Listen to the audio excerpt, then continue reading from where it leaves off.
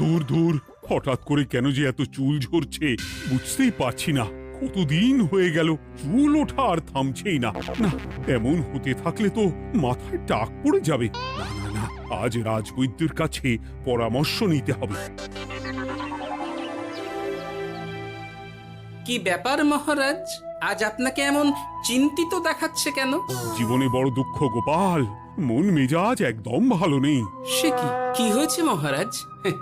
গোপাল থাকতে দুঃখ কিসের? আর বলো না, মাথার চুলগুলো আজকাল ঝড়ে পড়া পাতার মতো পটপট করে ঝরে যাচ্ছে। আমি তো জানি কেন এমন হচ্ছে, কিন্তু এখনই মুখ খুললে চলবে না। আর একটু বেশি বিপদ বাড়লে তখন মাঠে নামবো। তাই বলুন। এ তো খুব ছোট ব্যাপার, চুল ঝরলে টাক পড়বে, আর সেটা পড়া কত ভালো জানেন? কথায় আছে, যত বড় টাক তত বেশি টাকা। তুমি চুপ করো তো বাপু। যদি টাক থাকলেই টাকা হতো, তাহলে তোমার টাকা কোথায়? যেটা বোঝো না সেটা নিয়ে কথা বলো না। তাই না তাই, মহারাজের ঝরছে চুল, চিন্তার ভাঁজ মাথায়। গোপাল যতই চেষ্টা করুক, চিড়ে ভিজবে না কথায়। তোমরা সকলে থামো তো দেখি। ও রাজবৈদ্য, তুমি এর কিছু উপায় বলো। আগে মহারাজ, অনেক সময় দেহে ওই লৌহের পরিমাণ কমে গেলে এমন চুল ঝরে। আপনি বরং পালং শাক, ওই কিশমিশ, কলা ও আরো কিছু ফল আমি বলে দিচ্ছি, সেগুলো বেশি করে খান। আচ্ছা আচ্ছা আচ্ছা, তবে তাই করে দেখি।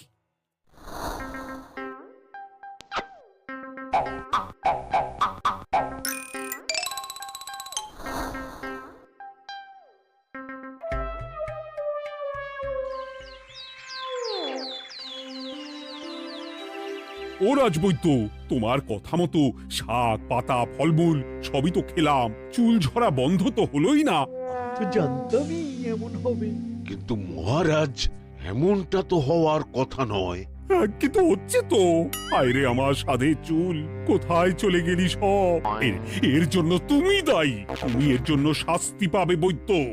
আমাকে আমাকে ক্ষমা করে দিন মহারাজ, এমনটা হবে এ তো আমি ভাবতেই পারিনি। কিছু মনে করবেন না মহারাজ, ছোট মুখে বড় কথা বলছি, কিন্তু সত্যি এখানে রাজবৈদ্যর কোনো দোষ নেই। ওকে শাস্তি দেওয়াটা ঠিক হবে না মহারাজ। দেখেছেন মহারাজ, গোপালের সাহসটা দেখেছেন? আপনার মুখের উপর কথা বলছে। তা বলি, তুমি যখন এতই বোঝো, তাহলে নিজেই একটা আস্ত লোহা খেয়ে দেখো না, তোমার মাথায় চুল গজাচ্ছে কিনা। ঠিকই আছে, এসব মূর্খের মতো কথা কেবল আপনার থেকেই আশা করা যায় মন্ত্রী মশাই। মহারাজ, আপনি বিচক্ষণ মানুষ, আমার শুধু অনুরোধ, আরেকবার ভেবে দেখবেন। ঠিক আছে, রাজবৈদ্যকে আমি শাস্তি দেব না, কিন্তু সকলের জন্য আমার একটা ঘোষণা আছে। কি ঘোষণা? আমার এই কঠিন সমস্যা যে দূর করে দিতে পারবে, তাকে আমি বিশেষ পুরস্কারে ভূষিত করব। এই তো পেয়েছি, এই সুযোগ কোনোভাবেই হাতছাড়া করা চলবে না। এবারের সমস্যাটা সত্যি বেশ কঠিন। কি করলে যে মহারাজের চুল পড়া বন্ধ হবে সেই উপায় মাথাতেই আসছে না। হঠাৎ করে কেন যে এমন হলো কে জানে।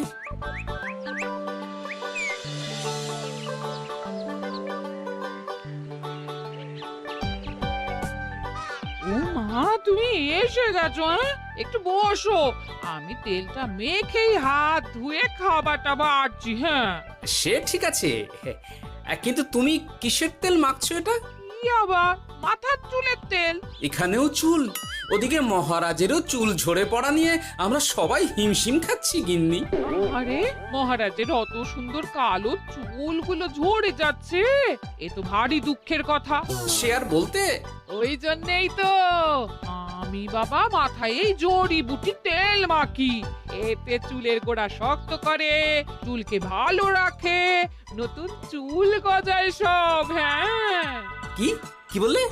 নতুন চুলও গজায়? সত্যি? হ্যাঁ, বাহ, তাহলে আর চিন্তা কি? আমাকে এই তেলটা একটু দিতে পারবে গিন্নি? মহারাজকে দিয়ে আসি।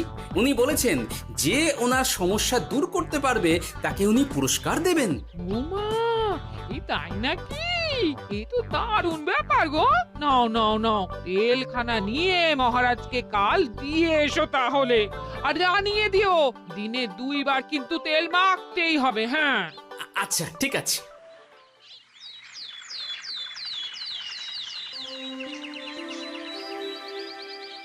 কোনো উপায় খুঁজে পেলে তোমরা?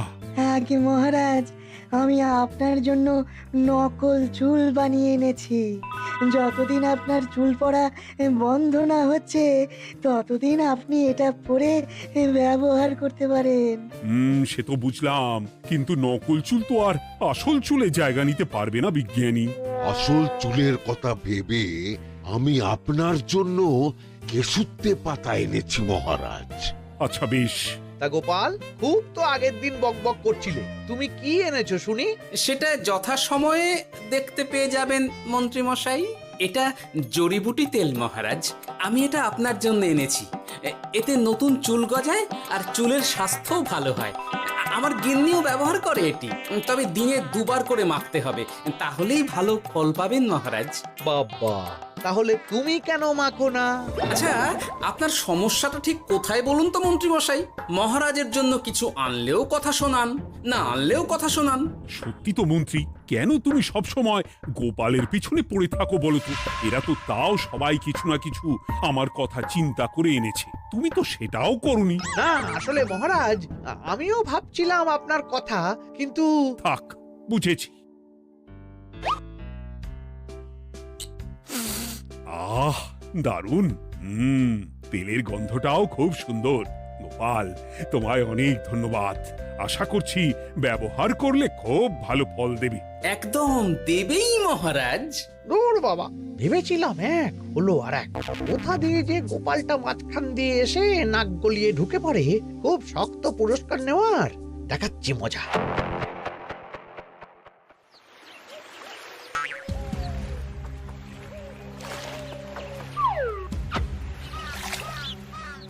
এবারে গোপালের তেল দিয়েই সব কিছু তোলপাড় করব।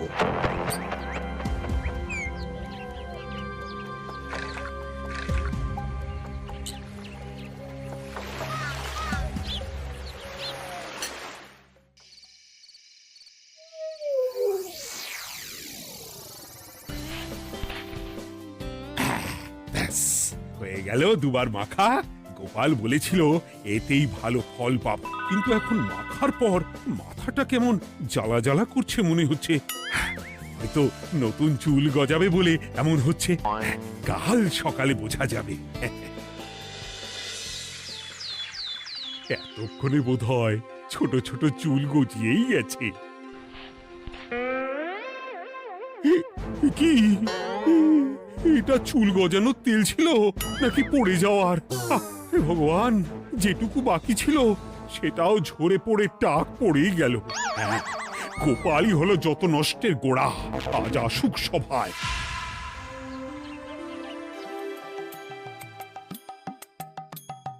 এই যে এখন এলেন উনি। ও কি মহারাজ, আপনি এমন কাপড় মাথায় জড়িয়ে বসে আছেন কেন? তুমি আর এমন প্রশ্ন জিজ্ঞাসা করো না গোপাল, তোমার দয়াতেই মহারাজের এমন অবস্থা। মানেটা আমি তোমায় দেখাচ্ছি, দাঁড়াও। এই যে গোপালের দেওয়া তেল মেখেই আমার এমন হয়েছে, আর তার জন্য আমি তোমাকে কোনোদিনও ক্ষমা করব না গোপাল। বিশ্বাস করুন মহারাজ, আমার গিন্নিও মাখে এই তেল, কিন্তু এমন কিছু তো এখনো পর্যন্ত ঘটেনি। আমি আর কিচ্ছু শুনতে চাই না। আমার মাথা ভর্তি চুল আমি ফেরত চাই। যতদিন না আমার মাথার সব চুল ফিরে আসছে ততদিন আমি তোমার মুখও দেখতে চাই না। মহারাজ, আপনার কোনো চিন্তা নেই, আমি তো আছি। এবার এই সমস্যার একটা সমাধান আমি করেই ছাড়বো। কি ব্যাপার, মন্ত্রী মশাই এত লাফাচ্ছে কেন? এসবের পেছনে আবার ওনার হাত নেই তো? না, ব্যাপারটা পরে দেখতে হচ্ছে।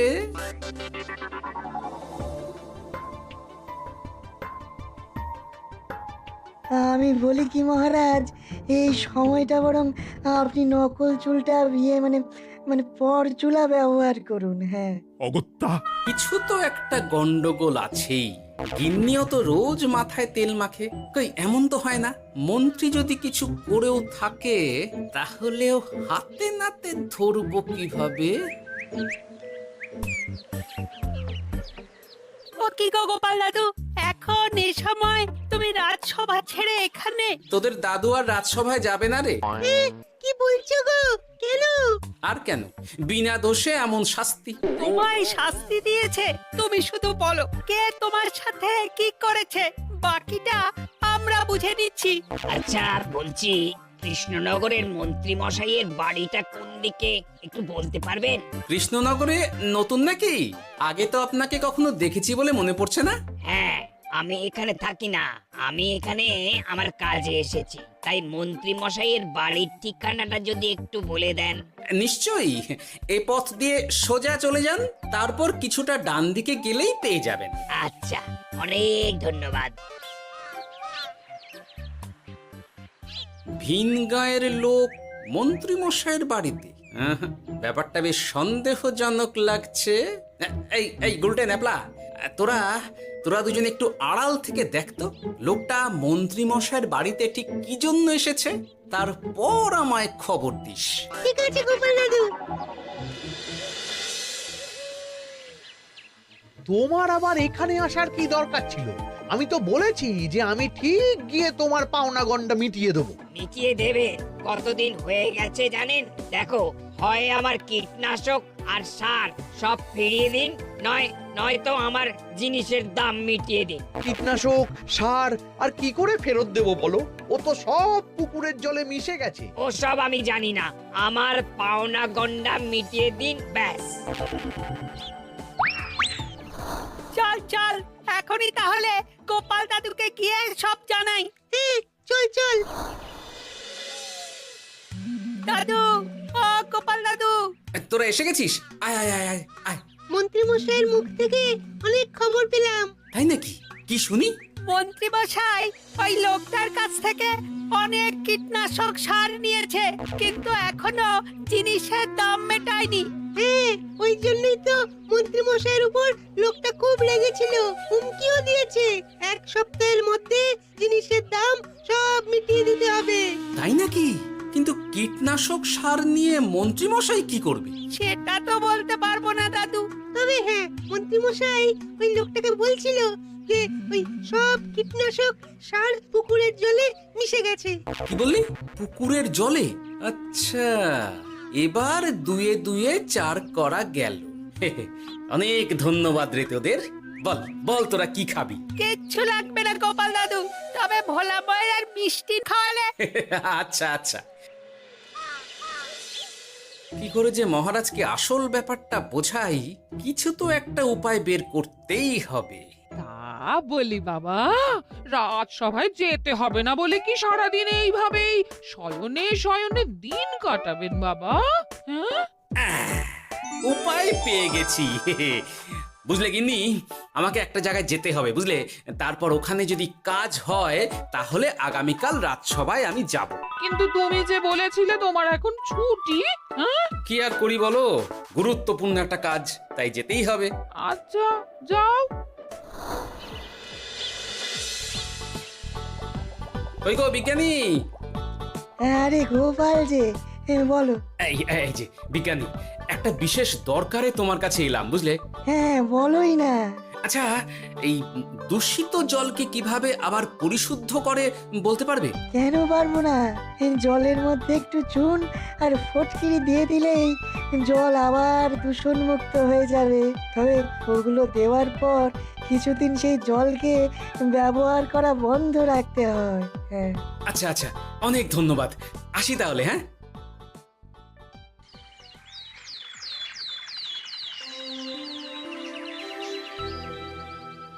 ছায়া পড়েছে, ছায়া পড়েছে।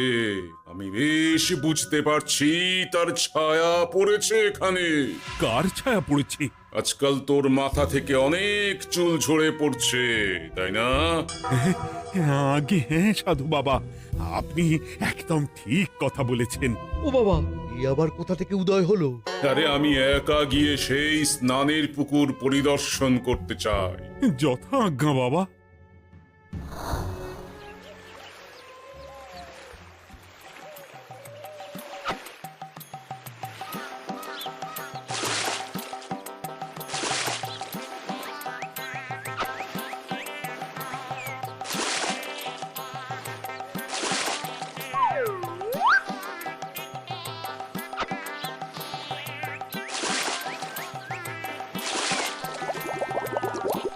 যাক বাবা, মোটামুটি সপ্তাহখানেক এভাবে থাকলেই পুকুরের জল আবার আগের মতো পরিষ্কার হয়ে যাবে। এবার শুধু মহারাজকে একটু বুঝিয়ে বললেই হয়ে যাবে।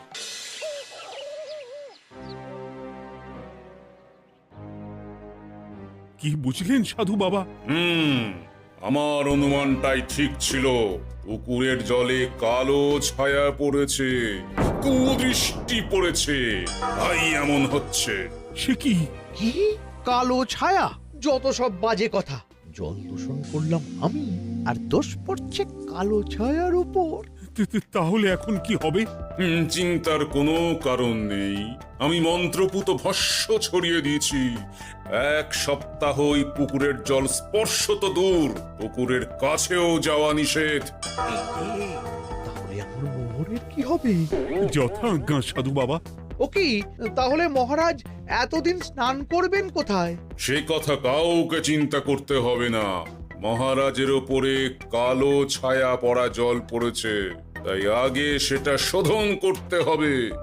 আমাকে তাহলে কি করতে হবে সাধু বাবা? আমার শিষ্য গোপাল আমাকে আগেই এই বিষয় জানিয়েছিল। আমি তার হাত দিয়েই তোর স্নানের জল পাঠিয়ে দেব।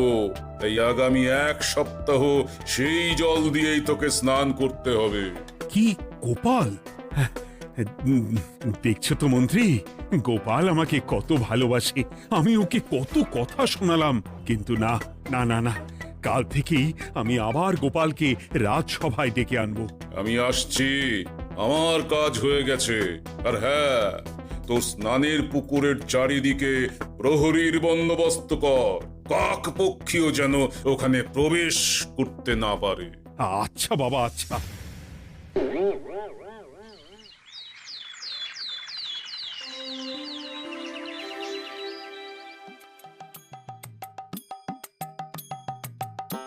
গোপাল, তোমাকে আবার এখানে দেখতে পেয়ে আমার খুব ভালো লাগছে। তোমার গুরুদেব গতকাল এসেছিলেন, কিছু মনে করো না। না বুঝেই তোমাকে অনেক কথা শুনিয়েছি। না মহারাজ, আমি জানি আপনি আমাকে খুব ভালোবাসেন, তাই আমি কিছু মনে করিনি মহারাজ। এই নিন, আমি আপনার স্নানের জল এনেছি। হ্যাঁ হ্যাঁ হ্যাঁ, দাও দাও দাও।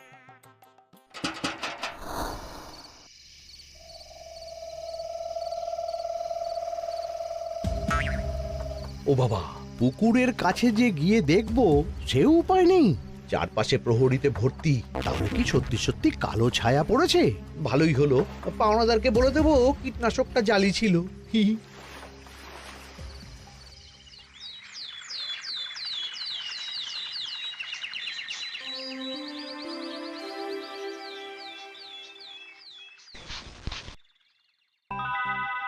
এই তো আমার সেই পুরনো কালো চুলগুলো আবার ফিরে এসেছে। আহা, কি যে আনন্দ হচ্ছে দেখে। আজ 1 সপ্তাহ সম্পূর্ণ হলো। গোপালের জন্য আমার স্নানের পুকুর থেকে কালো ছায়া দূর হয়েছে। আমাকে এই সমস্যা থেকে দূর করার জন্য আমি গোপালকে 100টি মোহর উপহার দিতে চাই। ধন্যবাদ মহারাজ। দূর, আমার আর ভালো লাগে না। সব সময় গোপালই মোহর পায়, এটা তো আমার পাওয়ার কথা ছিল। এদিকে আজকে পাওনাদারও আসবে।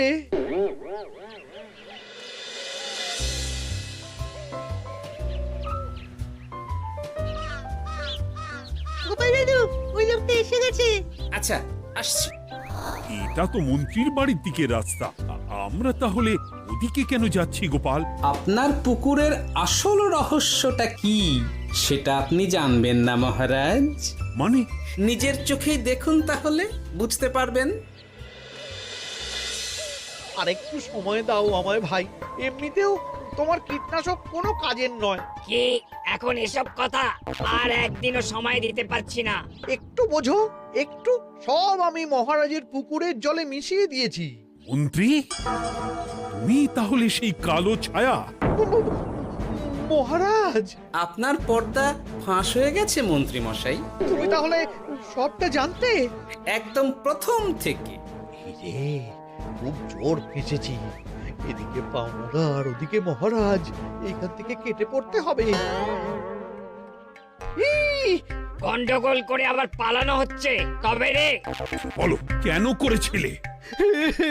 মহারাজ, আমি ভেবেছিলাম আপনার সব চুল উঠে গেলে আমি আপনার কাছ থেকে চুল গজানোর ওষুধ দেওয়ার নামে অনেক টাকা লুটবো। কিন্তু সেই ভাবনা ভাবনাই থেকে গেল, সেগুড়ে যে বালি হয়ে গেল। ভাবা যায় চুলের জন্য চুলোচুলি, হ্যাঁ? হাসির রাজা, জ্ঞানের রাজা, রসিক রাজা।